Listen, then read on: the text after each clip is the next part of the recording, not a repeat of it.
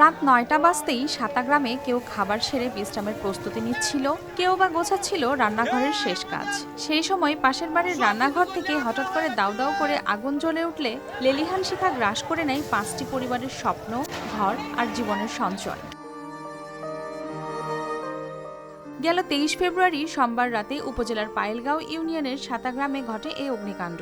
আরজু মিয়ার রান্নাঘরে প্রথমে আগুন লাগে। এ সময় বিদ্যুৎ সংযোগ চালু থাকায় সেখান থেকেই ছড়িয়ে পড়ে পার্শ্ববর্তী আজিজ মিয়া ও কুদ্রিস মিয়া সহ আরও ৪ ঘরে। গ্রামবাসীর ঘণ্টাখানেক চেষ্টায় আগুন নিয়ন্ত্রণে আসলেও ততক্ষণে ৩টি পরিবারের টিনশেড ঘর ও আসবাবপত্র সম্পূর্ণ পুড়ে যায়। এ ঘটনায় মোট ৫টি পরিবারের তাদের সমস্ত মালামাল ও সঞ্চয় সবই হারিয়েছে।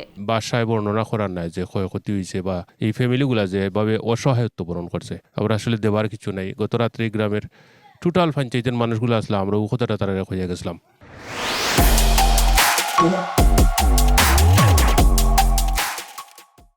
যে আমরা যদি সরকারের সব দিলাই তো তারা ক্ষতিপূরণ সম্ভব হইতো না।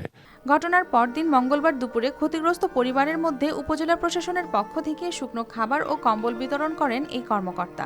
৫টি পরিবারের তাদের যে থাকার ঘর সহ যা কিছু ছিল সবই একেবারে নিঃশেষ হয়ে গেছে। এটা অত্যন্ত মর্মান্তিক এবং দুঃখজনক। ফায়ার সার্ভিস রওনা করেছিল, কিন্তু রাস্তার কাজ চলমান ছিল বিদায় গাড়িটা আর আসতে পারেনি। তাদেরও চেষ্টা ছিল। আমরা যত দ্রুত সম্ভব তাদেরকে ডেউটিন সহায়তা এবং সেটার জন্য যে নগদ অর্থ, এই দুইটা যত দ্রুত সম্ভব আমরা দিতে পারি চেষ্টা করব। যে ক্ষয়ক্ষতির পরিমাণ হয়েছে আনুমানিক ৩০ লক্ষ টাকার মতো, তো সেটা আমরা ঊর্ধ্বতন কর্তৃপক্ষকে জানাবো। প্রশাসনের সহায়তায় কিছুটা স্বস্তি মিললেও পুড়ে যাওয়া ঘর আর হারানো সঞ্চয় সহজে ফেরার নয়। এক রাতের আগুন ৫টি পরিবারকে দাঁড় করিয়ে দিয়েছে অনিশ্চয়তার সামনে।